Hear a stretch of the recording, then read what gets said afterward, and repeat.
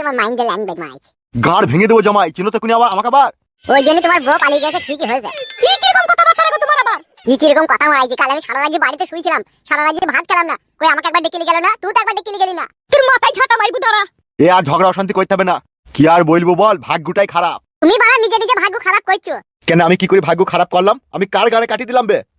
গান মারাইছে। কালকে নিজে দেখলি যে ওর বিটি আমাকে বুকে লাত মেরে ফেলে দিল। আমি সারা রাত এই ঘরে শুয়ে থাকলাম।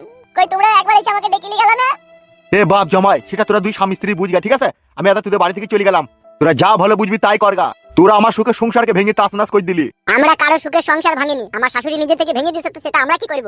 তুই শাশুড়ি 12 ভাতারিরও যদি কোনোদিনও আমার জীবনে আমি একবার তার দেখা পাই, তোর ওই শাশুড়ির একটা একটা করে বালকে আমি উপড়ি কাঁচের গ্লাসে ভরি রেখে দেবো। সারা জীবন ওই বাল পানে তাকিয়ে থাকবো, তা বলি তাকে ঘরে তুলবো না আমি। সেটা তোমার ব্যাপার, তুমি কি করবা না করবা। বেশ ঠিক আছে, চললাম আমি। চল যাও। তুমি আমার বাবাকে এরকম কথাবার্তা বললে কেন? হ্যালো, এই মাঙ্গা ভুটনি কুটনি মারানি, তোর আব্বা বাড়িতে ছিল বলে তো তোমাকে ভাতার বলে মানতিসই না। এখন তো তোর আব্বা নাই বাড়িতে, চলে গেল। এবার যদি তোর ওই তিন কোনা বাকুড়িতে গুদ্দুম করে আর ঘুষি মারি তাহলে কেমন লাগবে বলতো? লে মা তাইলে।